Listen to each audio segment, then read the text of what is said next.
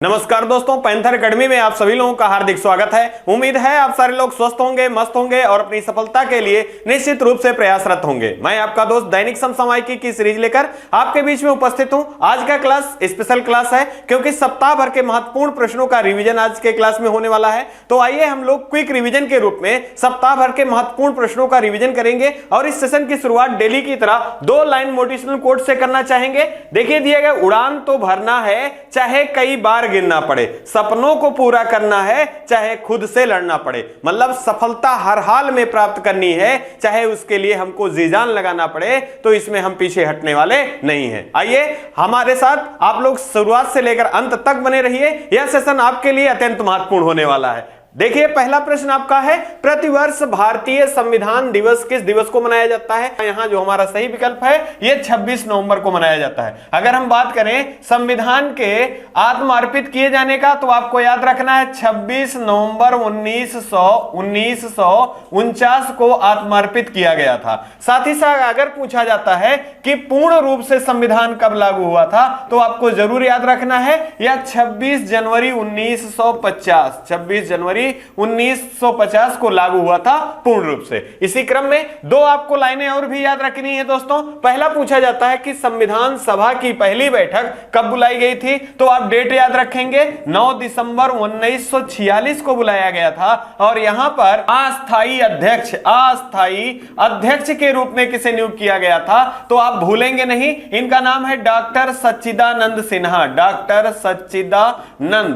सच्चिदानंद सिन्हा। साथ ही साथ दूसरी बैठक जो है मित्रों, वो 2 दिन बाद 11 दिसंबर 1946 को बुलाई जाती है। और यहां पर अस्थाई अध्यक्ष के रूप में नियुक्त किए जाते हैं। और किसे नियुक्त किया जाता है, तो डॉक्टर राजेंद्र प्रसाद जी को अस्थाई अध्यक्ष के रूप में नियुक्त किया जाता है। यहां से एक प्रश्न पूछा गया है दोस्तों कि संविधान सभा में महिलाएं कितनी थी, तो यह भी प्रश्न बहुत महत्वपूर्ण है, तो आप जरूर याद रखेंगे टोटल महिलाओं की संख्या कितनी थी, 15 था। आइए अगले प्रश्न को देखें। अगला महत्वपूर्ण प्रश्न है, हाल ही में चर्चा में रहा निश्चय मित्र का ब्रांड एम्बेसडर के रूप में किसे चुना गया? हमारा आंसर जो है मित्रों ये दीपा मलिक होगा। आपको ध्यान रखना है ये पैरा खिलाड़ी हैं। कौन है? ये पैरा खिलाड़ी हैं। साथ ही साथ आपको याद रखना है यहां जो आपका एक शब्द दिया गया है निश्चय मित्र, यह किससे संबंधित है, तो आप ध्यान रखेंगे टीबी रोग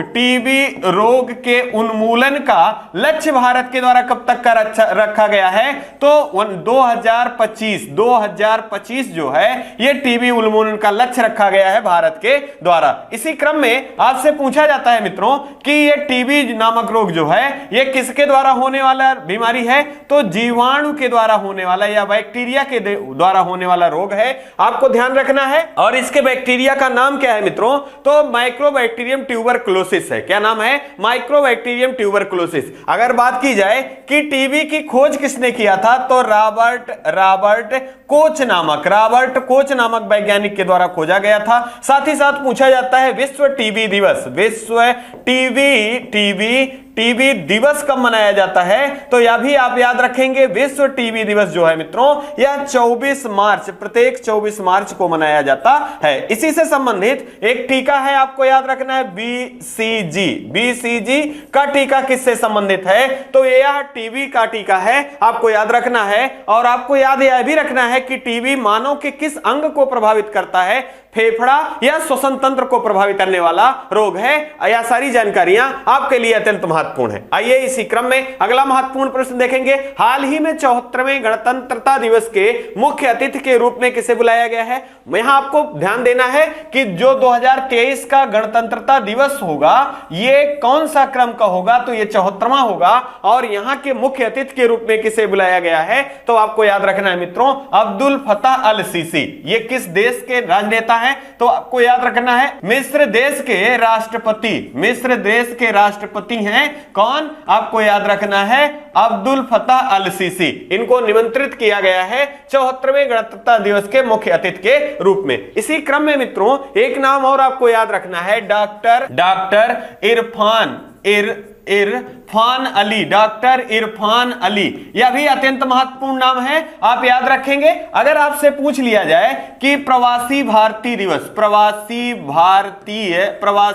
भारतीय दिवस कब मनाया जाता है, तो प्रत्येक 9 जनवरी को प्रवासी भारतीय दिवस मनाया जाता है। इसका मनाए जाने का कारण क्या है, तो आपको याद रखना है 9 जनवरी 1915 को दक्षिण अफ्रीका से भारत वापस आए थे महात्मा गांधी। इसी के क्रम में प्रत्येक वर्ष 9 जनवरी को प्रवासी भारतीय दिवस मनाया जाता है। अगर हम बात करें कि 2023 में कौन सा क्रम होगा मित्रों, तो यह 17वां क्रम होगा। इसका आयोजन कहां किया जाएगा, तो इंदौर में किया जाएगा दोस्तों। साथ ही साथ यहां प्रवासी भारतीय के मुख्य अतिथि के रूप में किसे बुलाया गया है, तो डॉक्टर इरफान अली को बुलाया गया है। अब यहां से ध्यान रखेंगे यह किस देश से शामिल है, तो यह गुयाना के राष्ट्रपति हैं। क्या है, गुयाना के राष्ट्रपति कौन है, डॉक्टर इरफान अली। आइए इसी क्रम में अगला महत्वपूर्ण प्रश्न देखेंगे मित्रों। यहां है हाल ही में चर्चा में रहा बधिर T20 राष्ट्रीय चैंपियनशिप 2023 का खिताब किसने जीता है, तो यहां हमारा जो सही विकल्प है यह हरियाणा के द्वारा जीता गया है। अब यहां ध्यान दें कि इसका आयोजन कहां किया गया। अगर मान लीजिए प्रश्न के माध्यम से विजेता टीम ना पूछा जाए कि इसका आयोजन कहां किया गया, किसके द्वारा उद्घाटन किया गया, तो यह भी अत्यंत महत्वपूर्ण है। तो आप ध्यान रखेंगे केरल के कोच्चि में इसका आयोजन किया गया था और इसका शुभारंभ किसके द्वारा किया गया था, तो आरिफ मोहम्मद खान। कौन है मित्रों, ये केरल राज्य के राज्यपाल हैं, इन्हीं के द्वारा इसका उद्घाटन किया गया था। इसी क्रम में अगर हम बात करें विजेता कौन रहा है, तो विजेता हरियाणा रहा है। कुछ महत्वपूर्ण खेल हुए हैं, अगर उनको हम रिकॉल कर लें तो अत्यंत महत्वपूर्ण होगा। जैसे अगर आपसे पूछा जाए T20 एशिया कप का विजेता टीम कौन रहा, तो यहां पुरुष दोनों याद रखना है, पुरुष और महिला के रूप में। तो सबसे पहले पुरुष के बारे में देखें तो इसका आयोजन कहां किया गया था, तो UAE में किया गया था और इसका आयोजन पहले श्रीलंका में होना था, लेकिन राजनीतिक अस्थिरता के कारण यहां से इसे स्थानांतरित करके UAE में किया गया। और विजेता टीम कौन रही, श्रीलंका मित्रों विजेता टीम रही। और उप विजेता के रूप में कौन रहा, पाकिस्तान जो है ये उप विजेता टीम के रूप में रहा। अगर महिला टीम की बात करें तो यह भारतीय महिला टीम T20 एशिया कप का खिताब जीतने वाली रही। इसी क्रम में आपको याद रखना है T20 वर्ल्ड कप, अत्यंत महत्वपूर्ण प्रश्न है। यह क्रम कौन था दोस्तों, तो 8वां क्रम था। आयोजन कहां किया गया था, ऑस्ट्रेलिया में किया गया था। और विजेता टीम कौन रहा, तो इंग्लैंड दोस्तों विजेता टीम रहा। और इंग्लैंड ये दूसरी बार, पहले 2010 में और फिर 2022 में विजेता टीम के रूप में रही। और उप विजेता कौन रहा, तो यह पाकिस्तान जो है दोस्तों ये उप विजेता टीम के रूप में रहा। आइए इसी क्रम में हम लोग आगे बढ़ते हैं और अगला रिवीजन का क्लास देखेंगे। यहां देखिए हाल ही में किस देश के साथ मुक्त व्यापार समझौता पारित किया गया है, तो यहां हमारा जो सही विकल्प है यह ऑस्ट्रेलिया के द्वारा किया गया है। ऑस्ट्रेलिया के साथ भारत ने किया है। अब ऑस्ट्रेलिया की राजधानी क्या है, कैनबरा है। क्या है मित्रों, कैनबरा है। साथ ही साथ आपसे पूछा जा सकता है कि वर्तमान में ऑस्ट्रेलिया के प्रधानमंत्री कौन है, तो एंथोनी एल्बानीज जो हैं ये वर्तमान में यहाँ के क्या हैं, प्रधानमंत्री हैं। इसी क्रम में अब व्यापार की बात हो रही है तो आपको ध्यान रखना है कि सर्वाधिक FDI भारत में कहां से, किस देश के द्वारा प्राप्त हुआ है, तो आपको याद रखना है देश सिंगापुर। कौन सा देश, सिंगापुर के द्वारा सर्वाधिक FDI प्राप्त हुआ है। सिंगापुर की राजधानी क्या है, तो सिंगापुर की राजधानी सिंगापुर सिटी है। अगर आपसे बात पूछा जाए कि धन प्लस व्यापार किस देश के साथ भारत करता है, तो USA के साथ प्लस व्यापार करता है कौन, भारत। आइए इसी क्रम में अगला महत्वपूर्ण प्रश्न देखेंगे। हाल ही में चर्चा में रहा global partnership on artificial intelligence GPAI की मेजबानी किस देश को प्रदान किया गया है, तो यह भारत है।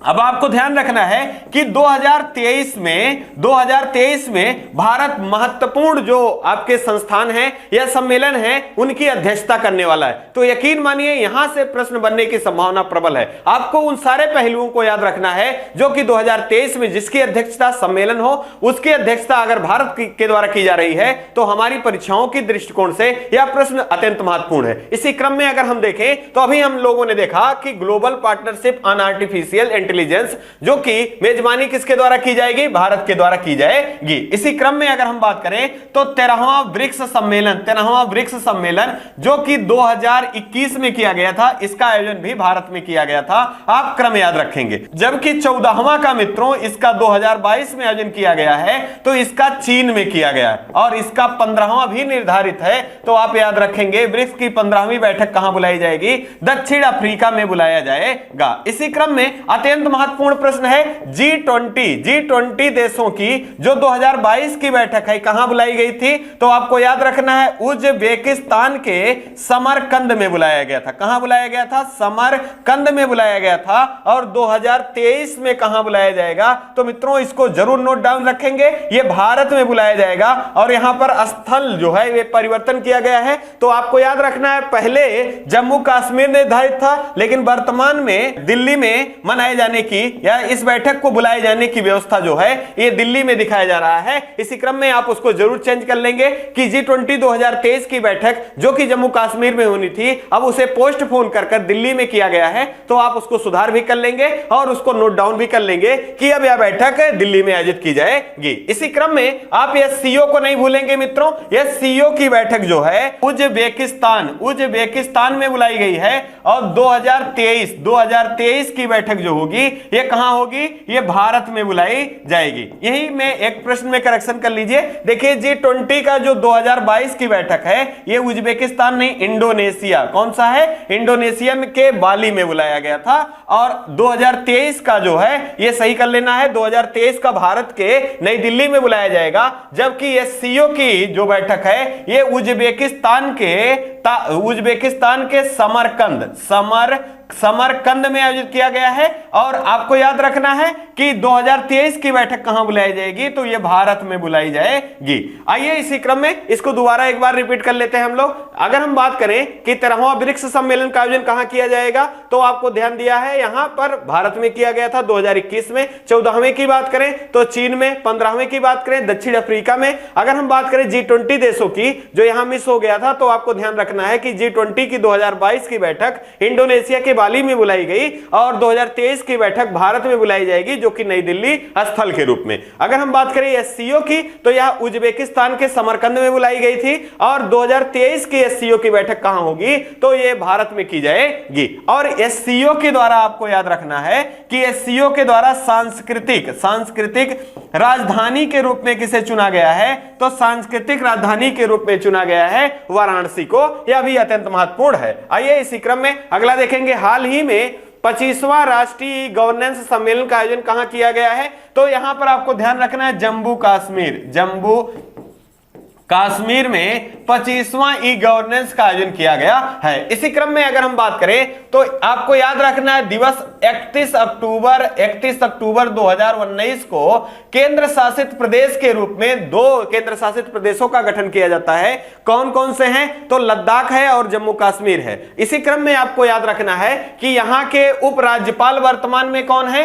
तो लद्दाख की बात की जाए दोस्तों, लद्दाख की बात की जाए तो आपको याद रखना है राधा कृष्ण माथुर। कौन है मित्रों? राधा कृष्ण माथुर जी हैं, ये वर्तमान में उपराज्यपाल हैं। और जम्मू कश्मीर की बात की जाए तो आपको याद रखना है मनोज सिन्हा। कौन है मित्रों? मनोज सिन्हा जी जो हैं ये उपराज्यपाल के रूप में कार्यरत हैं। यह अत्यंत महत्वपूर्ण प्रश्न के रूप में है। आइए अगले को देखें। हाल ही में कौन सा भारतीय राज्य लेखा परीक्षा महानिदेशक की भूमिका का सृजन करने वाला पहला राज्य बना है? तो यह तमिलनाडु राज्य है मित्रों। लेखा परीक्षक महानिदेशक पद का सृजन करने वाला भारत का पहला राज्य तमिलनाडु है। इसकी राजधानी क्या है? चेन्नई। क्या है? इसकी राजधानी चेन्नई है। और आपको याद रखना है यहां के मुख्यमंत्री एम के स्टालिन हैं। और राज्यपाल के बारे में बात करें तो आरिफ मोहम्मद खान जी हैं। यह भी अत्यंत महत्वपूर्ण प्रश्न के रूप में है। तमिलनाडु से आपको याद रखना है आपको कि अगर पूछा जाए T × 2 पुरस्कार किस टाइगर रिजर्व को दिया गया है? तो सत्यमंगलम टाइगर रिजर्व को दिया गया है, जो कि तमिलनाडु राज्य से संबंधित है। अगर पूछा जाए भारत में आर्द्र भूमियों की संख्या कितनी है, 75 है। सर्वाधिक कहां है, तो ये तमिलनाडु में है। कितनी है, तो 14 आर्द्र भूमियां तमिलनाडु में है और दूसरे स्थान पे उत्तर प्रदेश में 10 आर्द्र भूमियां हैं। इसी क्रम में अगर बात की जाए, हाल ही में 17वां वन्य जीव अभयारण्य स्थापित किया है। इसका नाम है दक्षिण कावेरी। यह किससे संबंधित है, तो आपको याद रखना है तमिलनाडु से संबंधित है। अगर बात की जाए भारत का पहला जैव विरासत स्थल के रूप में किसे घोषित किया गया है, तो ये अरिकापट्टू जो है, ये अरिकापट्टू है। ये कहां से संबंधित है, ये तमिलनाडु राज्य से संबंधित है। डुगोंग संरक्षण स्थल कहां बनाए जाने के लिए, तमिलनाडु में बनाए जाने की घोषणा की गई है। साथ ही साथ लोरिस लेवेंडर जो है, इसका अभयारण्य कहां बनाए जाने की घोषणा की गई है, तो यह भी तमिलनाडु राज्य में किया गया है। आइए इसी क्रम में अगला महत्वपूर्ण प्रश्न देखेंगे। हाल ही में भारतीय वायुसेना द्वारा कहां पर समन्वय 2022 अभ्यास का आयोजन किया गया। अब यहां देखिए, पहला हमारा जो है, ये सही आंसर जो है ये आगरा है। अगर हम बात करें समन्वय का, तो ये किससे संबंधित है, तो मानव आपदाएं जो हैं, इनसे निपटने के लिए समन्वय 2022 का आयोजन किया गया है, जो कि आगरा में। और यहां तीनों सेनाएं जो हैं, ये पहली बार भाग ले रही हैं। तो आपको ध्यान रखना है कि समन्वय 2022 का आयोजन कहां किया जाएगा, तो आगरा में। और इसका उद्देश्य है मानव आपदाओं से निपटना, इसका मुख्य उद्देश्य है। आपसे पूछा जाता है कि तीनों सेनाओं का कमांडर या तीनों सेनाओं का प्रमुख कौन होता है, तो राष्ट्रपति जो होते हैं, राष्ट्रपति ये तीनों सेनाओं के प्रमुख के रूप में होते हैं। इसी क्रम में एक महत्वपूर्ण प्रश्न है कि भारत के दूसरे सीडीएस के रूप में किसे नियुक्त किया गया है, तो आप नाम याद रखेंगे अनिल चौहान। कौन मित्रों, अनिल चौहान जो हैं, ये भारत के दूसरे सीडीएस हैं। यह भी महत्वपूर्ण प्रश्न के रूप में है। अगला आपका है, हाल ही में मलेशिया के नए प्रधानमंत्री के रूप में किसने शपथ लिया है, तो अनवर इब्राहिम जो हैं, ये मलेशिया के नए प्रधानमंत्री के रूप में इन्होंने शपथ ग्रहण की है। मलेशिया की बात करें तो मलेशिया की राजधानी क्या है, कुआलालंपुर है। अब हाल फिलहाल में अगर बात करें, कुछ जो देश हैं जिनके नए प्रधानमंत्री या राष्ट्रपति के रूप में चुने गए हैं और चर्चा में भी खूब हैं और यहां से प्रश्न बनने की भी प्रायिकता सर्वाधिक है। अगर उनको हम रिकॉल करें तो पहले हम अगर देखें, हाल ही में ब्रिटेन के 97 भारतीय मूल के प्रधानमंत्री बने हैं। कौन है इनका नाम, आप याद रखेंगे ऋषि सुनक। कौन है, ऋषि सुनक हैं। साथ ही साथ आपको याद रखना है, दूसरे क्रम में अगर बात करें, आपको याद रखना है श्रीलंका। कौन, श्रीलंका की, तो श्रीलंका के राष्ट्रपति और प्रधानमंत्री भी बदले गए हैं। तो कौन है, प्रधानमंत्री के रूप में दिनेश गुणवर्धने और राष्ट्रपति के रूप में रानिल विक्रम सिंधे। साथ ही साथ आपको याद रखना है इजराइल के बारे में। इजराइल की राजधानी जेरूसलम है और यहां पर हाल ही में चुनाव हुआ है। तो आपको याद रखना है बेंजामिन नेतन्याहू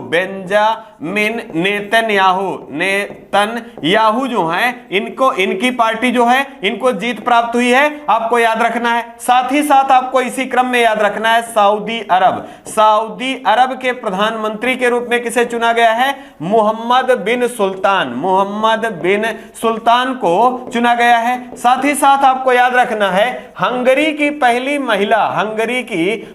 महिला राष्ट्रपति चुनी गई हैं। यह भी अत्यंत महत्वपूर्ण है। किसे चुना गया है, तो आप याद रखेंगे कैटलीन नोवाक को चुना गया है। अगर हम बात कर ले यहीं पर, इटली की पहली महिला प्रधानमंत्री चुनी गई हैं। किसे चुना गया है, तो जॉर्जिया, अत्यंत महत्वपूर्ण है, जॉर्जिया मेलोनी जो हैं, ये इटली की पहली महिला प्रधानमंत्री के रूप में चुनी गई हैं। ये महत्वपूर्ण जानकारियां हैं। आपको ब्राजील में भी याद रखना है, ब्राजील में भी चुनाव हुए हैं। तो ब्राजील में चुनाव में अब की बार जीत किसकी पार्टी को, लूला डी सिल्वा की पार्टी को जीत मिला है। आपको यह भी याद रखना है, हाल ही में नेपाल में चुनाव हुआ है। तो आपको याद रखना है शेर बहादुर देववा की पार्टी पुनः जीत प्राप्त की है। यह अत्यंत महत्वपूर्ण प्रश्न है, आपको रिकॉल रखना है। आइए इसी क्रम में अगला महत्वपूर्ण प्रश्न देखेंगे। प्रतिवर्ष राष्ट्रीय दुग्ध दिवस कब मनाया जाता है? तो ये 26 नवंबर, जिस दिन संविधान दिवस मनाया जाता है उसी दिन राष्ट्रीय दुग्ध दिवस भी मनाया जाता है। अगर हम बात करें किसकी स्मृति में, तो डॉक्टर वर्गीज कुरियन की स्मृति में। यह अत्यंत महत्वपूर्ण नाम है। आपसे अगर पूछ लिया जाए श्वेत क्रांति के जनक, श्वेत क्रांति के जनक किसे कहा जाता है? वर्गीज कुरियन को। अगर आपसे पूछा जाए ऑपरेशन फ्लड का संबंध किससे है, तो दुग्ध उत्पादन से ऑपरेशन फ्लड का संबंध है, और श्वेत क्रांति का भी संबंध दुग्ध उत्पादन से है। इसी क्रम में आपको याद रखना है विश्व में सर्वाधिक दुग्ध उत्पादन वाला देश कौन सा है? तो भारत जो है ये विश्व में सर्वाधिक दुग्ध उत्पादन वाला देश है। अगला प्रश्न आपका है, हाल ही में भारतीय अंतरिक्ष अनुसंधान इसरो ने किस देश के साथ नैनो सैटेलाइट 2B, आपको याद रखना है INS 2B को लॉन्च किया है? तो ये भूटान है। भूटान की राजधानी क्या है? थिम्पू है। अब इसरो से संबंधित यहां से महत्वपूर्ण जानकारियां हैं। तो आप सबसे पहले जानेंगे कि इसरो की स्थापना 15 अगस्त 1969 ईस्वी को होता है, और पहले अध्यक्ष के रूप में किसे नियुक्त किया जाता है? तो विक्रम साराभाई को नियुक्त किया जाता है। अंतरिक्ष विज्ञान के जनक के रूप में किसे जाना जाता है? तो विक्रम साराभाई को जाना जाता है। और इसका मुख्यालय कहां है? बंगलुरु में है। और वर्तमान में इसके प्रमुख कौन है? तो डॉक्टर शोभनाथ जी जो हैं ये वर्तमान में इसके प्रमुख के रूप में हैं। इसी क्रम में अगर हम बात करें यहां अनुसंधान से, तो आपको याद रखना है इसमें टोटल 9 उपग्रहों को लॉन्च किया गया। किसके द्वारा लॉन्च किया गया? तो PSLV, इसे कहा जाता है पोलर सैटेलाइट लॉन्चिंग व्हीकल, और C54 जो है ये कैरियर है, इसी के द्वारा इसको लॉन्च किया गया। अगर हम बात करें कि 9 कौन कौन से हैं, तो आपको याद रखना है एस्ट्रोकार्ट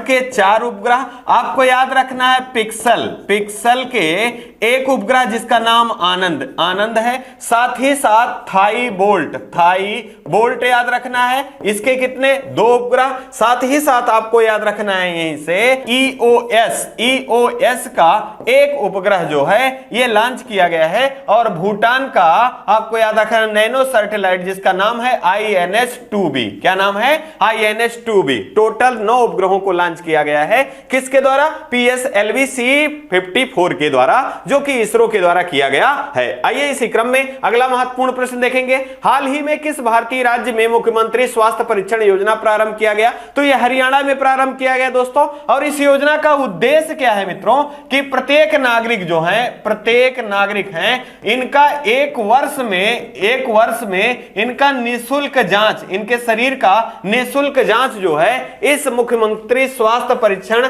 योजना का उद्देश्य है। अगर इसी क्रम में हम बात करें तो हरियाणा से आपको याद रखना है कि विश्व का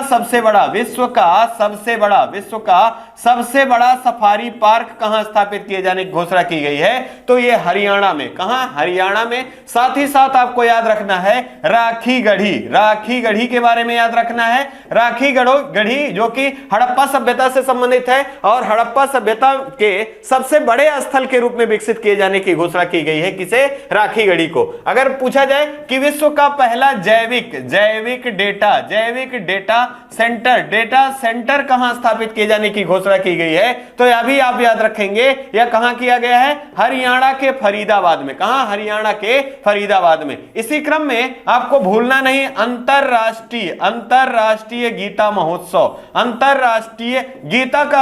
महोत्सव का आयोजन हाल ही में कहां किया जाना है? तो यह भी हरियाणा राज्य में किया जाएगा, हरियाणा के कुरुक्षेत्र में। ये सारे महत्वपूर्ण प्रश्न हैं, आपको भूलना नहीं है। आइए अगले प्रश्न को देखें। हाल ही में किसके द्वारा जस्टिस मोबाइल ऐप को प्रारंभ किया गया? गया? तो यहां जस्टिस मोबाइल ऐप जो है ये संविधान दिवस 26 नवंबर को लॉन्च किया गया। और किसके द्वारा लॉन्च किया गया? तो प्रधानमंत्री नरेंद्र मोदी जी द्वारा लॉन्च किया गया है। इसी क्रम में आप जरूर याद रखेंगे, हाल ही में 50वें मुख्य न्यायाधीश के रूप में शपथ लिया है। किसने लिया है? तो 49वें कौन थे? यू ललित जी थे, जिन्हें उदय उमेश ललित जी के नाम से जाना जाता है। इनके स्थान पे भारत के 50वें मुख्य न्यायाधीश के रूप में नियुक्ति हुई है। इनका नाम डीवाई चंद्रचूड़ है। क्या नाम है? डीवाई चंद्रचूड़ है। अगला आपका प्रश्न है, हाल ही में उत्तर प्रदेश सरकार के द्वारा कितने अन्य नए जिले पुलिस कमिश्नर प्रणाली प्रारंभ किया गया है? तो ये 3 है। अब यहां टोटल हमको रिकॉल कर लेना है मित्रों। अगर पूछा जाए अभी तक कितने जिले टोटल हैं, तो टोटल जिले 7 हैं। अगर यही पूछ लिया जाए कि पहली बार कहां प्रारंभ किया गया था, तो 2020 में मित्रों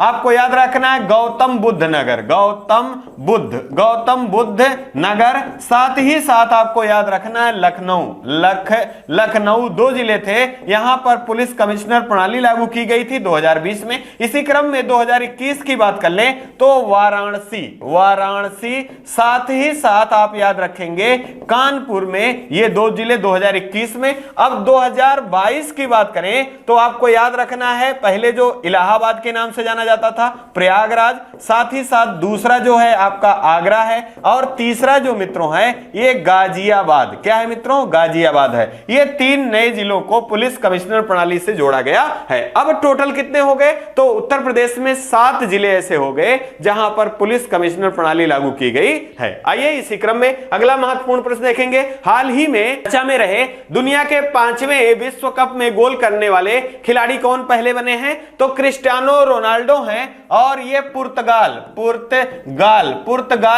पुर्तगाल की टीम की तरफ से खेलते हैं। और यह कहां इन्होंने गोल किया है? तो आपको याद रखना है कि जो फीफा फुटबॉल विश्व कप का आयोजन 2022 का कहां किया जा रहा है? तो इसका आयोजन दोहा कतर में किया जा रहा है, जिसमें इन्होंने 5 गोल करके विश्व में पहले ऐसे गोल्फर बन गए हैं जिन्होंने विश्व कप में 5 गोल किए हुए। और सर्वाधिक गोल करने वाले खिलाड़ी के रूप में भी कौन है? तो क्रिस्टियानो रोनाल्डो है। पुर्तगाल की राजधानी क्या है? तो ये लिस्बन जो है मित्रों यहां की राजधानी है। अगर हम बात करें यहां फीफा वर्ल्ड कप से, तो आपको याद रखना है कि इसका जो बाल है इसका नाम क्या रखा गया है? अल रहला। क्या रखा गया है? अल रहला रखा गया है, जिसका अर्थ क्या है? यात्रा जो है इसका अर्थ है। और इसका शुभंकर क्या है? लाइव मित्रों जो है इसका शुभंकर है फीफा वर्ल्ड कप 2022 का, जिसका आयोजन दोहा कतर में किया जा रहा है। इसमें टीमें कितने भाग ले रही हैं? तो इसमें टीमें टोटल 32 टीमें भाग ले रही हैं। यह भी आपको याद रखना है। अगले प्रश्न के रूप में देखें, हाल ही में FICCI life time achievement award से किसे सम्मानित किया गया है? तो राजेंद्र सिंह जी को सम्मानित किया गया है। अब यहां फिक्की बहुत महत्वपूर्ण संस्थान है। आपको याद रखना है कि इसका स्थापना कब हुई थी? तो 1927 ईस्वी में घनश्याम दास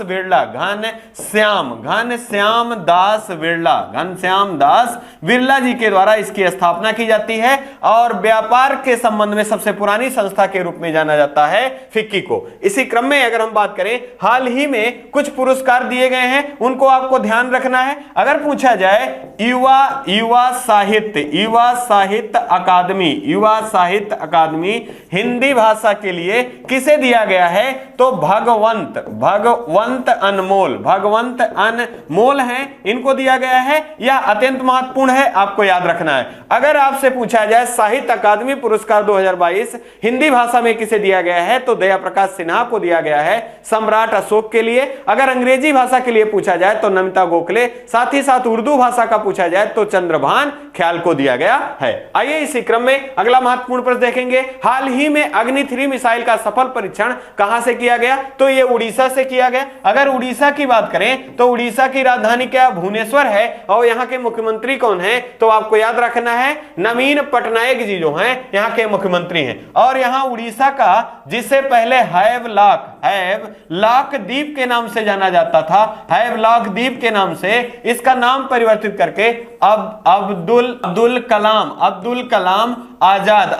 कलाम आजाद द्वीप रख दिया गया है और यहीं से इसका सफल परीक्षण किया गया है। अगर हम बात करें अग्नि सीरीज की कितनी मिसाइलें बननी है, तो आपको ध्यान रखना है इसकी 5 बननी है और इसकी मारक क्षमता कितनी है, तो यहां पर अग्नि फर्स्ट की अगर बात की जाए तो ये 700 किलोमीटर की है। अगर अग्नि सेकंड की बात की जाए तो 2000 किलोमीटर की है। अगर अग्नि थर्ड की बात की जाए तो ये 3000 किलोमीटर की है। साथ ही साथ अग्नि 4 की अगर बात की जाए तो ये 4000 किलोमीटर और अग्नि 5 की बात की जाए तो 5000 किलोमीटर मारक क्षमता इसकी रखी गई है। इसी क्रम में आपको ब्रह्मोस को याद रखना है, ये कितनी इसकी मारक क्षमता है, तो 30 किलोमीटर से 300 किलोमीटर इसकी जो है ब्रह्मोस मिसाइल की जो है ये मारक क्षमता है, यह भी आपको याद रखना है। इसी क्रम में हम अगला महत्वपूर्ण प्रश्न देखेंगे। हाल ही में चर्चा में रहे विक्रम गोखले का निधन हो गया, इनका संबंध किस क्षेत्र से था, तो ये अभिनेता थे,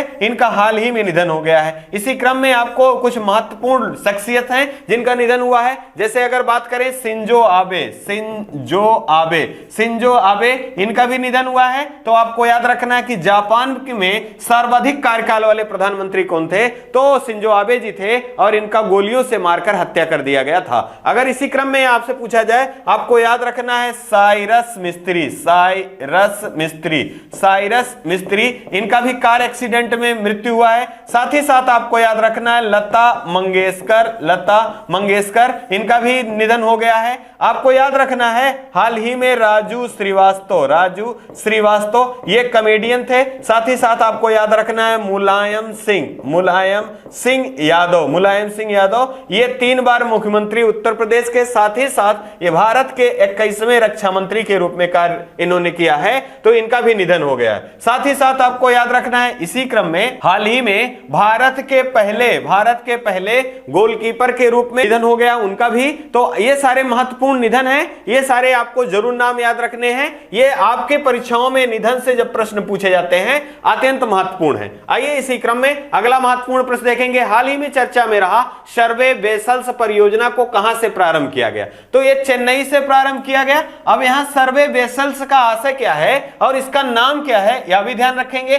सर्वे वेसल्स की अगर बात करें, इसका नाम है INS इच्छक। क्या नाम है? INS इच्छक है। यहां INS का आशय आपको ध्यान रखना है इंडियन नेवल शिप। क्या नाम है? इंडियन नेवल शिप, और इसका नाम रखा गया है INS इच्छक। यहां अगर बात करें तो ये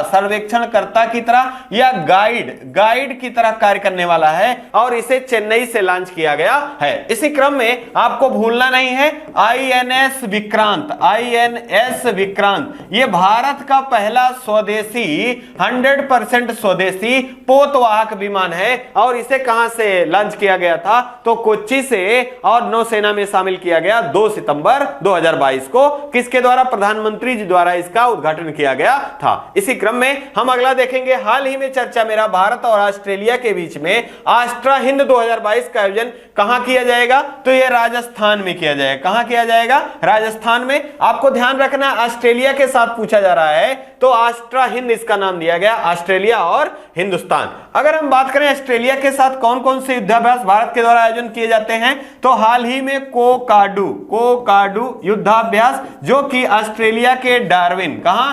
ऑस्ट्रेलिया के डार्विन में आयोजित किया गया था। अगर बात की जाए पिच ब्लैक युद्धाभ्यास किसके साथ किया जाता है, तो ऑस्ट्रेलिया के साथ ही साथ मालाबार युद्धाभ्यास भी ऑस्ट्रेलिया के साथ आयोजित किया जाता है। और आपको याद रखना है आस्ट्रा हिंद 2022 का आयोजन ऑस्ट्रेलिया और भारत के बीच में किया गया है। हाल ही में टाइम्स हायर एजुकेशन द्वारा जारी ग्लोबल एम्प्लॉयबिलिटी यूनिवर्सिटी रैंकिंग में पहला स्थान किसका है, तो IIT मैसाचुसेट का है। जबकि भारत की बात करें तो भारत में पहला स्थान IIT दिल्ली का है, यह भी अत्यंत महत्वपूर्ण है। इसी क्रम में IIT बॉम्बे और IIT बेंगलुरु जो है ये शामिल हैं। ये 3 आपको याद रखने हैं। अगर भारत में पूछा जाए पहले स्थान पे कौन है, तो IIT दिल्ली है, यह भी महत्वपूर्ण जानकारी के रूप में है। अगला महत्वपूर्ण है हाल ही में किसे भारतीय ओलंपिक संघ का अध्यक्ष बनाया गया?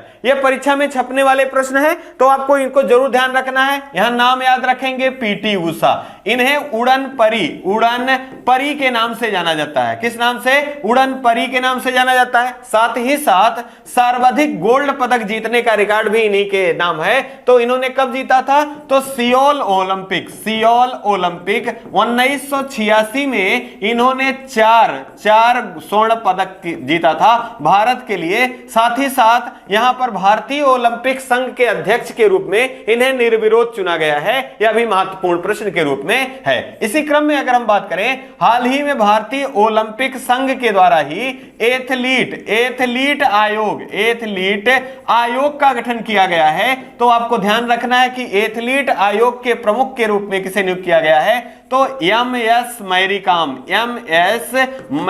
मैरीकॉम को। जबकि उपाध्यक्ष के बारे में बात करें तो शरद कमल। कौन है मित्रों? शरद कमल को नियुक्त किया गया है। अगर हम बात करें अंतरराष्ट्रीय ओलंपिक संघ में शामिल होने वाले सदस्य के रूप में पहले भारतीय कौन है? तो वह शरद कमल है। कौन है? शरद कमल है। इनको भी शामिल किया गया है। इसी क्रम में अगला महत्वपूर्ण प्रश्न देखेंगे, और मेजर ध्यानचंद पुरस्कार प्राप्तकर्ता 2022 में कौन है? तो यह भी शरद कमल है। यह भी आपको याद रखना है। और भारतीय ओलंपिक संघ की स्थापना कब होती है? 1927 ईस्वी में होती है। आपको याद रखना है।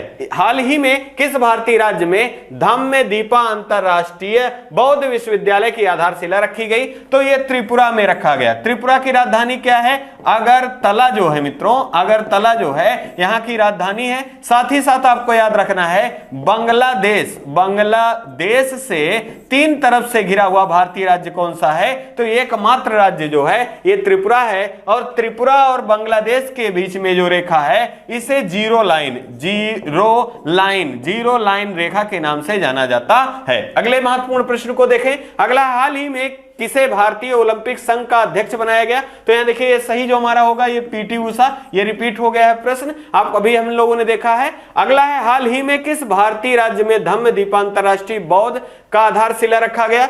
आइए अगले प्रश्न को देख लें। अगला आपका है, हाल ही में भारतीय राज्य के द्वारा देश की पहली एकीकृत रॉकेट सुविधा स्थापित किए जाने की घोषणा किया गया है। तो ये कहां किया गया है? तो तेलंगाना। कहां किया गया है? तेलंगाना में। आपको याद रखना है, नवीनतम राज्य भारत का जो 29वें राज्य के रूप में गठन हुआ था, तो 2 जून 2014 को तेलंगाना राज्य का गठन हुआ था। और ये किससे अलग हुआ था? तो आपको याद रखना है, ये आंध्र प्रदेश से अलग होकर तेलंगाना 29वें राज्य के रूप में गठन किया गया था तेलंगाना का। इसी क्रम में आपको बथुकम्मा फेस्टिवल, बथुकम्मा उत्सव या बथुकम्मा त्योहार और फूलों का त्योहार के नाम से प्रचलित त्योहार किस राज्य से संबंधित है? तो ये तेलंगाना राज्य से संबंधित है। यह भी आपको याद रखना है। हाल ही में यूनेस्को एशिया प्रशांत पुरस्कार 2022 में अवार्ड ऑफ द एक्सीलेंस प्रदान किया गया है। किसे दिया गया है? तो छत्रपति शिवाजी महाराज वास्तु संग्रहालय को यूनेस्को एशिया प्रशांत पुरस्कार 2022 अवार्ड ऑफ द एक्सीलेंस से सम्मानित किया गया है। इसी क्रम में अगला महत्वपूर्ण प्रश्न देखेंगे। हाल ही में विश्व स्वास्थ्य संगठन ने किस बीमारी का नाम बदल दिया है? तो यहां मंकी पॉक्स बीमारी, जो पहले मंकी पॉक्स के नाम से जाना जाता था, अब इसका नाम यम पॉक्स किया गया है। क्या किया गया है? यम पॉक्स किया गया है। और ये मंकी पॉक्स मूलतः कहां की बीमारी है? तो नाइजीरिया की बीमारी है। और आपको याद रखना है, नाइजीरिया की राजधानी क्या है? तो आबुजा जो है यहां की राजधानी है। जबकि नाइजर की बात करें तो इसकी राजधानी नियामे है। इसी क्रम में आपको ध्यान रखना है कि ये वायरस के द्वारा होने वाली बीमारी है। और एक नया शब्द यहां याद रखना है, जूनोटिक टाइप का मतलब आशय क्या है यहां? तो जानवरों से मनुष्यों में फैलने वाली बीमारी को किस नाम से जाना जाता है? तो जूनोटिक टाइप की बीमारी को कहा जाता है। जो बीमारियां जानवरों से मनुष्यों में फैल जाती हैं उन्हें जूनोटिक टाइप की बीमारी के नाम से जाना जाता है। अगला प्रश्न आपका है, हाल ही में में केंद्र सरकार ने महात्मा गांधी राष्ट्रीय ग्रामीण रोजगार गारंटी योजना में सुधार के लिए किसकी अध्यक्षता में एक पैनल का गठन किया है? तो ये अमरजीत सिंह जी हैं, इनकी अध्यक्षता में एक पैनल गठन किया है। इसका उद्देश्य क्या है दोस्तों? तो मनरेगा में जो विषमताएं हैं या जो कठिनाइयां आ रही हैं उनको समझना तथा उनको सरल और सुगम बनाना इसका मुख्य उद्देश्य रखा गया है। आपसे पूछा जाता है नरेगा का गठन किस अधिनियम के द्वारा किया गया था? तो अधिनियम 2005 के अंतर्गत किया गया था।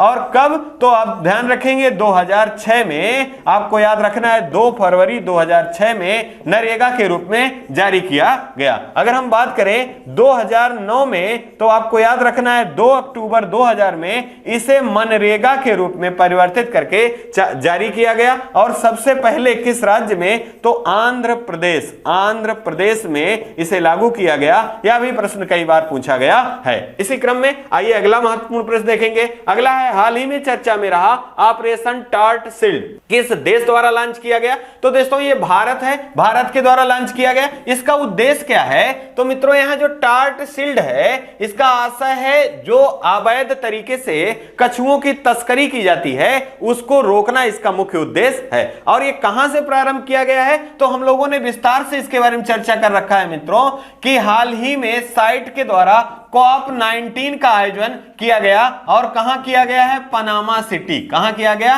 पनामा में किया गया। और पनामा की राजधानी क्या है? पनामा सिटी है। यहीं से भारत के द्वारा इस योजना को प्रारंभ किया गया है। और जिसका उद्देश्य क्या है? अवैध तरीके से कछुओं का जो तस्करी हो रहा है उसको रोकना इसका मुख्य उद्देश्य है। आइए इसी क्रम में अगला महत्वपूर्ण प्रश्न देखेंगे हम। हाल ही में चर्चा में रहा भारतीय खाद्य सुरक्षा और मानक प्राधिकरण ने किसे फूड एनिमल के रूप में मंजूरी दी है? अत्यंत महत्वपूर्ण प्रश्न है। ऐसे प्रश्न परीक्षाओं में जरूर पूछे जाते हैं। तो यह प्रश्न का उत्तर जो हमारा है यह हिमालयी याक है। क्या है? हिमालयी याक है। अगर हम बात करें भारतीय खाद्य सुरक्षा और मानक प्राधिकरण का मित्रों, तो इसे FISSI फसाई के नाम से जाना जाता है। यह किस अधिनियम के द्वारा अधिनियमित किया गया था? तो आपको ध्यान रखना है अधिनियम 2006 के द्वारा।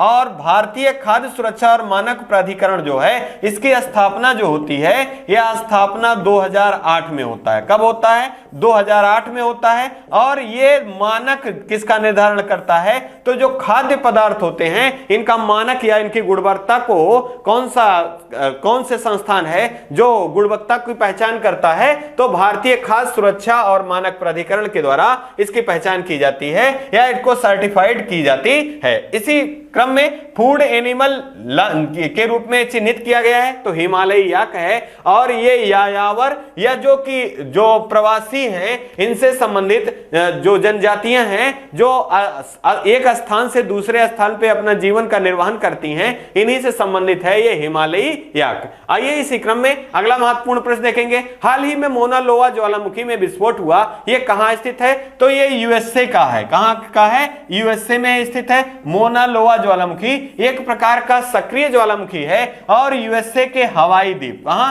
यूएसए के हवाई द्वीप पर स्थित है, आपको याद रखना है। इसी क्रम में आपको याद रखना है प्रशांत महासागर में एक स्थल है जिसे रिंग ऑफ फायर के नाम से जाना जाता है, अग्निवलय। वहां पर आपको ध्यान देना है कि सबसे ज्यादा सुनामी, सबसे ज्यादा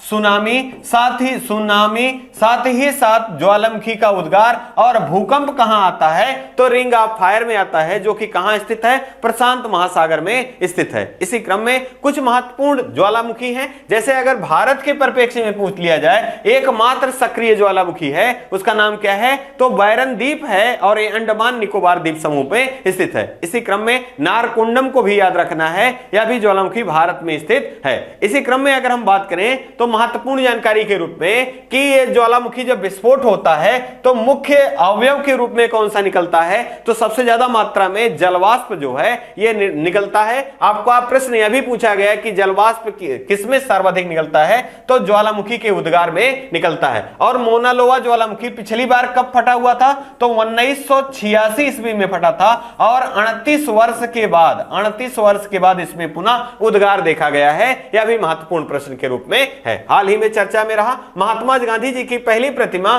कहां अनावरण किया जाएगा, तो यह संयुक्त राष्ट्र में किया जाएगा, आपको ध्यान रखना है। अगर बात करें इसकी स्थापना कब होती है, तो 24 अक्टूबर 1945 को इसकी स्थापना होती है। इसका मुख्यालय कहां है, न्यूयॉर्क। कहां है, न्यूयॉर्क में स्थित है। साथ ही साथ आपको याद रखना है इसके भाग कितने हैं, 6 भाग हैं। कितने, 6 भाग हैं। और भाषाएं कितनी हैं, तो यहां पर 6 भाषाएं उपयोग की जाती हैं। साथ ही साथ इसी में आपको ध्यान रखना है 6 भाषाओं के ही साथ साथ आपको याद पूछा जाता है कि संयुक्त राष्ट्र का वह कौन सा भाग है जिसका मुख्यालय यूएसए के बाहर है, तो अंतरराष्ट्रीय न्यायालय है जिसका मुख्यालय द हेग नीदरलैंड में स्थित है। यह भी महत्वपूर्ण प्रश्न के रूप में है। आइए अगले प्रश्न को देखें। हाल ही में दुनिया का पहला कोविड नेशनल टीका इनकोवैक को भारत सरकार के द्वारा मान्यता प्रदान किया गया है। यह किस कंपनी के द्वारा बनाया गया है, तो यह भारत बायोटेक। किसके द्वारा, भारत बायोटेक के द्वारा बनाया गया है। अब बात हो रही है कोविड नेशनल की, तो यहां ये नाक के द्वारा ली जाने वाली टीका है, तो आपको ध्यान रखना है ये ऐसा पहली टीका है जो नाक के द्वारा दी जाएगी और इसको बनाने वाली कंपनी क्या है, तो भारत बायोटेक है। अगर पूछा जाए कि विश्व में पहला टीका, विश्व में पहला टीका किस बीमारी, पहला टीका किस बीमारी के लिए, तो चेचक के लिए बना था। और किसके द्वारा बनाया गया था, तो एडवर्ड जेनर के द्वारा बनाया गया था। और इसी कारण मेडिकल के क्षेत्र में दिया जाने वाला पहला नोबेल पुरस्कार किसे दिया गया था, तो वो एडवर्ड जेनर को दिया गया था। आइए इसी क्रम में अगला महत्वपूर्ण पर देखेंगे। हाल ही में चर्चा में रहे विदेश सचिव विनय मोहन क्वात्रा का कार्यकाल कितने समय के लिए बढ़ाया गया है, तो हाल ही में इनकी 2022 में इनकी नियुक्ति हुई है, तो इनका कार्यकाल 2022 से लेकर 2024 तक के लिए बढ़ाया गया है। अगर हम बात करें कि इन्होंने किसका स्थान लिया है, तो हर्षवर्धन श्रृंगला के स्थान पर किसे नियुक्त किया गया है, तो भारत के विदेश सचिव के रूप में हर्षवर्धन श्रृंगला के स्थान पर विनय मोहन क्वात्रा को नियुक्त किया गया है और इनका कार्यकाल बढ़ाया गया है 2024 तक। आइए इसी क्रम में अगला महत्वपूर्ण प्रश्न। हाल ही में 7वां वैश्विक प्रौद्योगिकी शिखर सम्मेलन कहां प्रारंभ किया गया, तो यह नई दिल्ली में प्रारंभ किया गया है और क्रम क्या है, 7वां है। इसी क्रम में आपको याद रखना है अंतरराष्ट्रीय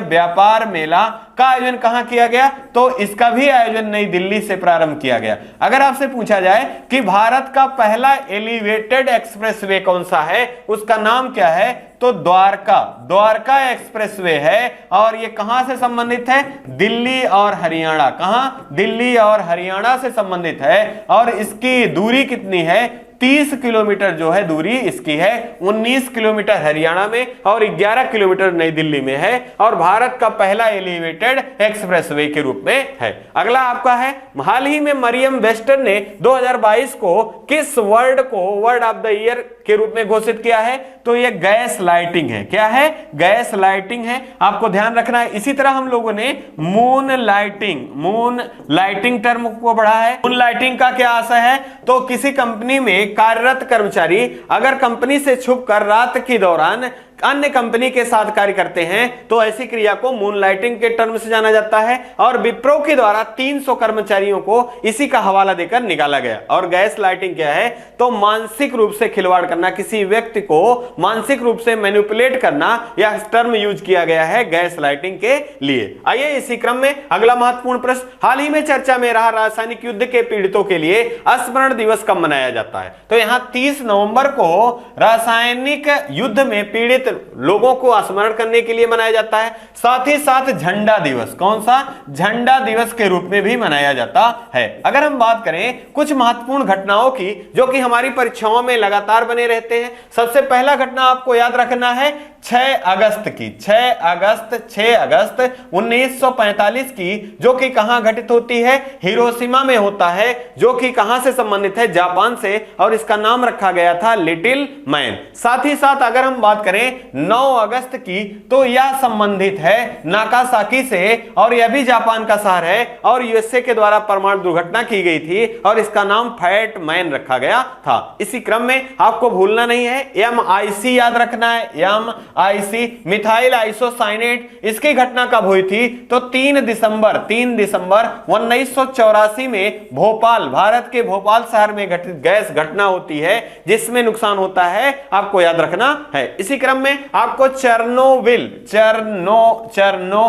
परमाणु दुर्घटना याद रखना है। कब? 26 अप्रैल 1986 में। कहां में घटित होता है? तो यूक्रेन में घटित होता है। ये सारे रासायनिक जो घटनाएं हैं यहां आपको बहुत महत्वपूर्ण है, आपको जरूर याद रखने हैं। इसी क्रम में आप अगला महत्वपूर्ण प्रश्न देखेंगे, हाल ही में चर्चा में रहा कार्बन कैप्चर पर अध्ययन की रिपोर्ट किस संस्थान के द्वारा जारी किया गया? तो यह नीति आयोग के द्वारा जारी किया गया। किसके द्वारा? नीति आयोग के द्वारा। अगर हम बात करें नीति आयोग का तो सबसे पहले पूछा जाता है इसका फुल फॉर्म क्या है, तो हम इसे याद रखेंगे।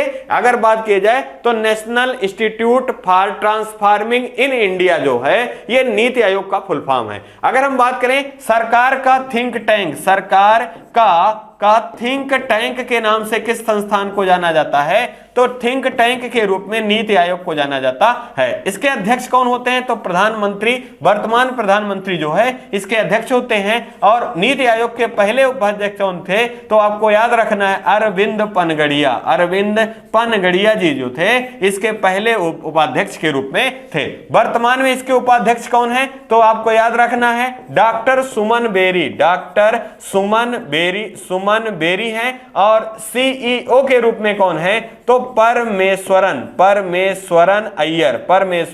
अय्यर हैं। यह भी महत्वपूर्ण प्रश्न के रूप में है। इसका गठन कब होता है? 1 जनवरी 2015 को। किसके स्थान पर? तो योजना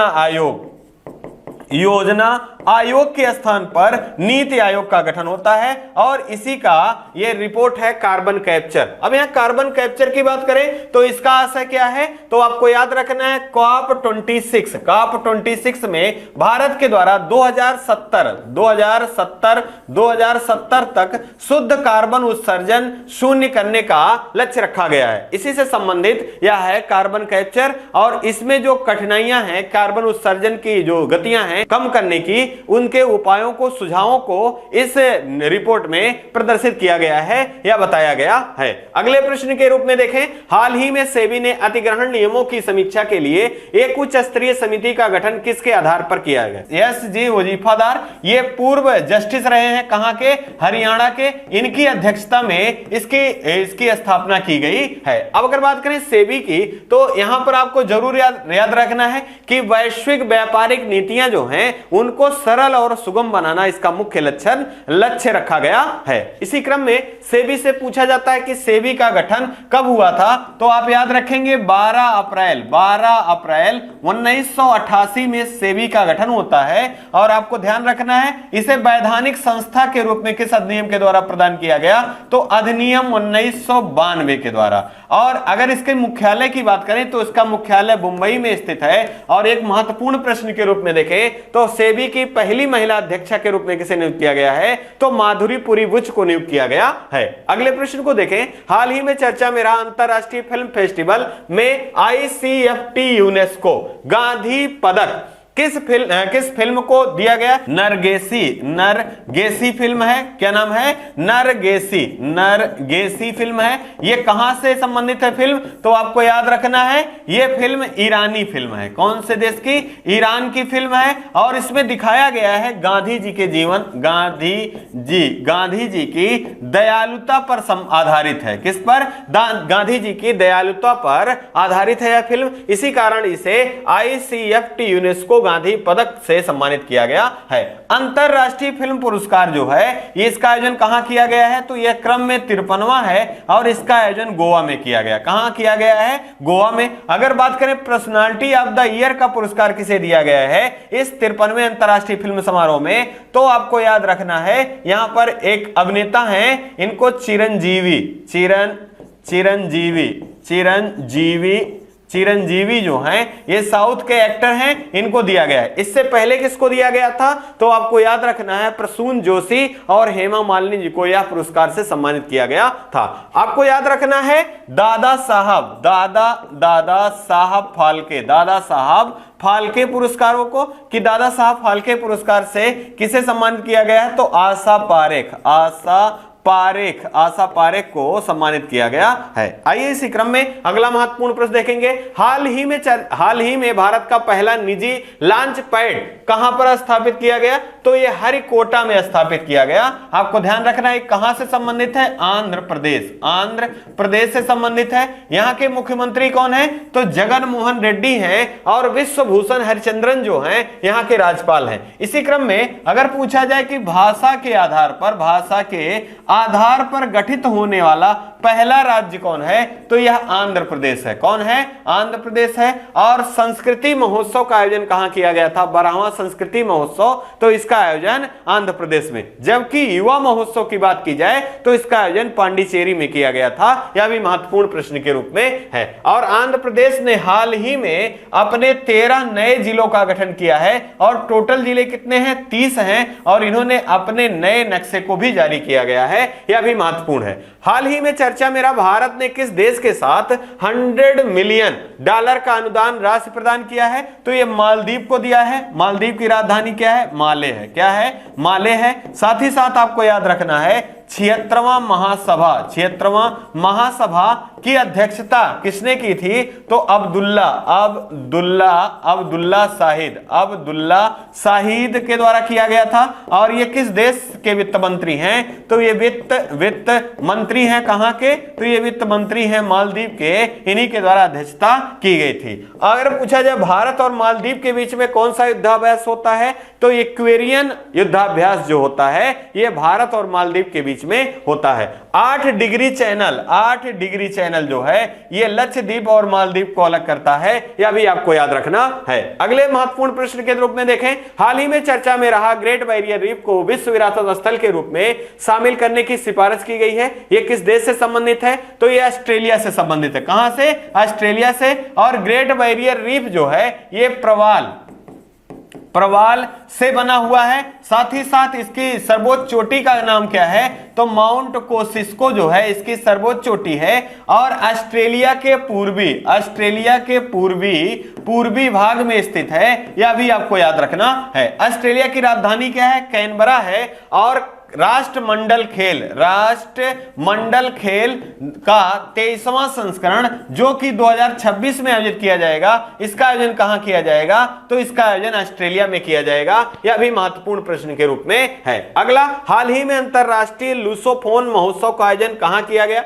तो यहां देखिए ये गोवा में आयोजन किया गया। अब अगर हम बात करें लूसोफोन महोत्सव का तो इसका उद्देश्य क्या है? तो ये ऐसे स्थलों पर या ऐसे देशों में मनाया जाता है जो कि पुर्तगालियों का उपनिवेश रहा हो, ऐसे देशों में या ऐसे स्थलों पर मनाया जाता है। अगर आपसे पूछा जाए यूरोपियों में कि भारत में सबसे पहले यूरोपी कौन आए थे, तो आपको याद रखना है पुर्तगाली जो हैं ये सबसे पहले आए थे वास्को डिगामा के रूप में। साथ ही साथ आपको याद रखना है सबसे लास्ट में कौन गए? तो पुर्तगाली ही भारत से सबसे लास्ट में गए। पुर्तगाल की राजधानी क्या है? लिस्बन है। साथ ही साथ आपको यही याद रखना है। और इसका आयोजन गोवा में किया गया। और गोवा के मुख्यमंत्री कौन है? प्रमोद सावंत। कौन है? प्रमोद सावंत जी जो हैं यहां के मुख्यमंत्री के रूप में हैं। इसी क्रम में आपको याद रखना है कि लूसोफोन का आयोजन, महोत्सव का आयोजन गोवा में किया गया जो कि पुर्तगालियों से संबंधित है। और यहां के मुख्यमंत्री प्रमोद सावंत हैं। अगर आपसे पूछा जाए कि हर घर जल वाला पहला प्रमाणित राज्य कौन सा है? तो ये गोवा है। और समान नागरिक संहिता, जिसे सामान्य नागरिक संहिता किस अनुच्छेद में है? अनुच्छेद 44 में है। और कहां पर लागू है? तो एकमात्र राज्य गोवा में लागू है। और रेबीज मुक्त भारत का पहला प्रदेश कौन है? तो गोवा है। साथ ही साथ आपको याद रखना है कि हाल ही में जो 37वें राष्ट्रीय खेल हैं इसका आयोजन कहां किया जाएगा? यह भी निर्धारित किया गया है। तो इसका आयोजन गोवा में किया जाएगा? यह भी आपके लिए अत्यंत महत्वपूर्ण प्रश्न के रूप में है। आइए अगले प्रश्न को देखें। हाल ही में भारत और किस देश की संयुक्त सेना के बीच हरिमऊ शक्ति 2022 का आयोजन किया गया? तो मलेशिया के साथ आयोजन किया जाता है और इसी संबंध में उदार शक्ति भी याद रखेंगे। उदार शक्ति युद्धाभ्यास भारत और मलेशिया के बीच में आयोजित होता है। अगर पूछा जाए लामीतीय युद्धाभ्यास किनके किनके बीच में, तो आपको ध्यान रखना है लामीतीय युद्धाभ्यास जो है ये सेशल्स और भारत के बीच में आयोजित किया जाता है। अगला प्रश्न आपका है, हाल ही में कौन सा देश एशिया पैसिफिक ब्रॉडकास्टिंग यूनियन महासभा 2022 की मेजबानी करेगा? तो भारत मेजबानी इसका करेगा। अब अगले 2023 में बहुत सारे ऐसे संस्थान हैं या सम्मेलन है जिसकी अध्यक्षता भारत के द्वारा की जाएगी। इसी क्रम में अगर हम देखें तो G20 देशों की 2022 की बैठक इंडोनेशिया के बाली में और 2023 की बैठक जो है ये नई दिल्ली में आयोजित किया जाएगा जो कि भारत में स्थित है। अगर हम इसी क्रम में देखें SCO की बैठक भी 2023 में कहां की जाएगी? तो ये भारत में किया जाएगा। अगर बात करें वनडे क्रिकेट का वर्ल्ड कप का 13वां संस्करण है, पुरुष का है, तो यह भी कहां किया जाएगा? भारत में किया जाएगा। विश्व हॉकी कप का आयोजन भी कहां किया जाएगा? यह भी भारत में किया जाएगा जो कि 2023 में किया जाना है। यह महत्वपूर्ण जानकारियां हैं, आप याद रखेंगे। अगला महत्वपूर्ण प्रश्न है, हाल ही में विश्व एड्स दिवस किस दिवस को मनाया गया? तो 1 दिसंबर को विश्व एड्स दिवस मनाया जाता है। अगर बात करें किसके द्वारा, तो वायरस के द्वारा होने वाली बीमारी है। साथ ही साथ सजीव और निर्जीव के बीच की कड़ी किसे कहा जाता है? तो वायरस को कहा जाता है। इसके वायरस का नाम क्या है? HIV वायरस इसके वायरस का नाम है। अगर हम बात करें कि इसका एक टेस्ट होता है एलिसा टेस्ट का संबंध किससे है?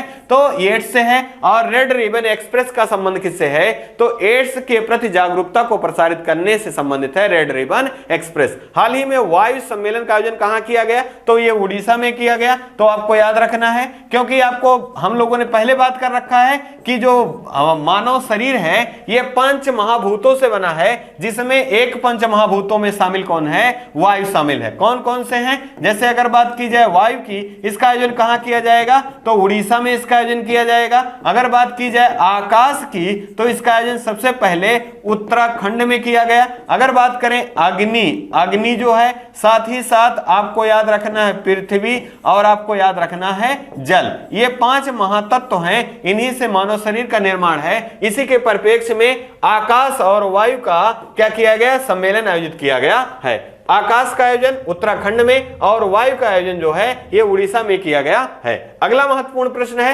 हाल ही में किस भारतीय लेखक को कुवेम्पु राष्ट्रीय पुरस्कार 2022 से प्रदान किया गया है? तो इमायम है। ये कहां के लेखक हैं? तो ये तमिल भाषा के प्रसिद्ध कवि हैं और इनको आपको सेल्लाथापनम के लिए 2020 में इनको साहित्य अकादमी पुरस्कार से भी सम्मानित किया जा चुका है और इन्हीं को कुवेम्पु राष्ट्रीय पुरस्कार से सम्मानित किया गया 2022 का। यह भी महत्वपूर्ण प्रश्न है। हाल ही में आपको याद रखना है तमिल संगमम, आपको याद रखना है हिंदी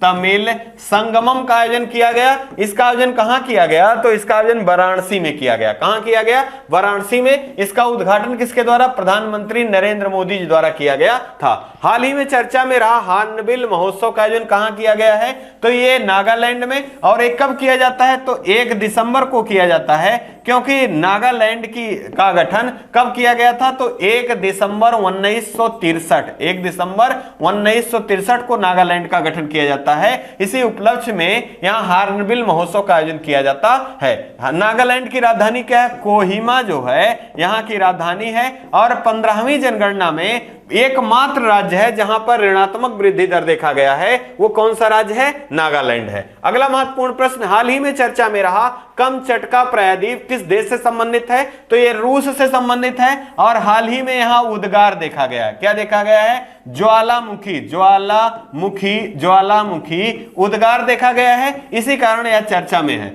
अगर हम बात करें यहां पर महत्वपूर्ण जानकारी के रूप में कि कमचटका प्रायद्वीप किन किन के बीच में है, तो आपको याद रखना है पूरब में आपको प्रशांत महासागर है और पश्चिम में ओखोटस सागर है। आपको ध्यान रखना है कि प्रशांत महासागर जो है, जो 5 महासागर हैं उसमें सबसे बड़ा महासागर कौन सा है? प्रशांत महासागर है। और यहीं पर अग्निवलय या रिंग ऑफ फायर स्थित है, जहां पर सर्वाधिक सुनामी, सर्वाधिक ज्वालामुखी फटना और भूकंप का आना देखा गया है, आपको याद रखना है। इसी क्रम में आपको क्षेत्रफल के आधार पर विश्व का सबसे बड़ा देश पूछा जाए तो रूस है, और रूस की राजधानी मॉस्को है। और आपको याद रखना है 5 सागरों का पत्तन के नाम से किसे जाना जाता है? तो रूस की राजधानी मॉस्को को जाना जाता है। अगला आपका है, हाल ही में चर्चा में रहा राष्ट्रीय गोपाल रत्न पुरस्कार से किसे सम्मानित किया गया है? तो जितेंद्र सिंह जी को सम्मानित किया गया है। और यह किस योजना के अंतर्गत किया जाता है?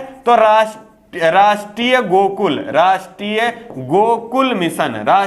गोकुल मिशन के अंतर्गत किया जाता है। और किस मंत्रालय की पहल है? तो आपको याद रखना है डेयरी और पशुपालन मंत्रालय के द्वारा यह पहल है। और इसके केंद्रीय मंत्री कौन है? तो पुरुषोत्तम रूपाला जी हैं। और इनके द्वारा राष्ट्रीय गोपाल रत्न पुरस्कार दिया गया जितेंद्र सिंह जी को। यह कहां से संबंधित है? हरियाणा से संबंधित है। और इनका कार्य आपको ध्यान रखना है कि जो देसी नस्ल की गायें हैं, इनका संरक्षण जो है करना इनका लक्ष्य है। साथ ही साथ आपको याद रखना है ऋग्वेद में गाय को किस नाम से जाना जाता था? तो आघन्या के नाम से ऋग्वेद में गायों को जाना जाता है। अगर हम बात करें राष्ट्रीय गोपाल मिशन में कितना राशि दी जाती है, तो 5 लाख रुपया प्रदान किया जाता है। अगले प्रश्न को देखें। अगला, हाल ही में चर्चा में रही नई चेतना पहल बदलाव की शुरुआत किस मंत्रालय द्वारा किया गया? तो यह ग्रामीण मंत्रालय की पहल है। और इसका उद्देश्य क्या है? तो लिंग आधारित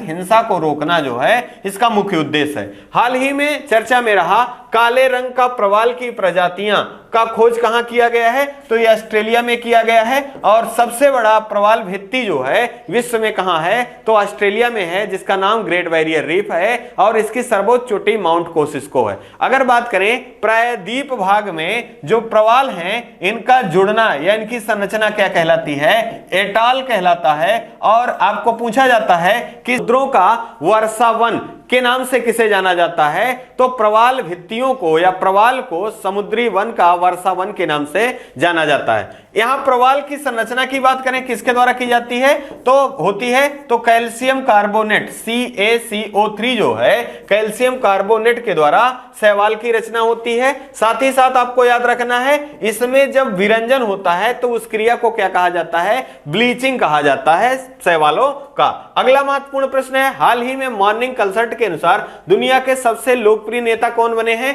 तो नरेंद्र मोदी जी जो हैं, ये दुनिया के सबसे पॉपुलर नेता के रूप में बने हैं। किसके द्वारा? मॉर्निंग कंसल्ट के अनुसार। अगला आपका है, हाल ही में सोन जल 2022 का आयोजन कहां किया जा रहा है? तो ये जम्मू कश्मीर में किया जा रहा है, जिसका उद्घाटन किसने किया है? मनोज सिन्हा द्वारा किया गया है। और ये उपराज्यपाल कहां के हैं? जम्मू कश्मीर के हैं। इसी क्रम में आपको याद रखना, भारत का सबसे बड़ा मीठे पानी का झील कौन सा है? तो आप याद रखेंगे बुलर झील। कौन झील? बुलर झील। अगर खारे पानी का पूछ लिया जाए तो ये चिल्का झील होगा। क्या होगा? चिल्का झील होगा। आपको याद रखना है। अगर विश्व में पूछ लिया जाए, विश्व में सबसे मीठे पानी की सबसे बड़ी झील कौन है? तो ये सुपीरियर झील है। क्या है? सुपीरियर झील है। और इन झीलों के समूह को ग्रेट लेक्स के नाम से जाना जाता है, जो कि यूएसए में है। और एक ऐसी झील है जिसका नाम मिशिगन है। तो ये शिकागो में स्थित है। और आपको याद रखना है, शिकागो शहर जो है किस झील के तट पर है? मिशिगन झील के तट पर स्थित है। विश्व की सबसे बड़ी मीठे पानी की झील सुपीरियर। और अगर पूछा जाए विश्व की सबसे गहरी जो है झील ये कौन सी है, तो आपको याद रखना है बैकाल झील जो है ये साइबेरिया क्षेत्र रूस में है, ये सबसे गहरी झील के रूप में है। यहीं पे ये जो रिवीजन का क्लास है यही समाप्त हो रहा है। इसी क्रम में हम आपसे यही गुजारिश रहेगी कि आप अपना और अपने परिवार का खूब सारा ध्यान रखें। जय हिंद, जय भारत।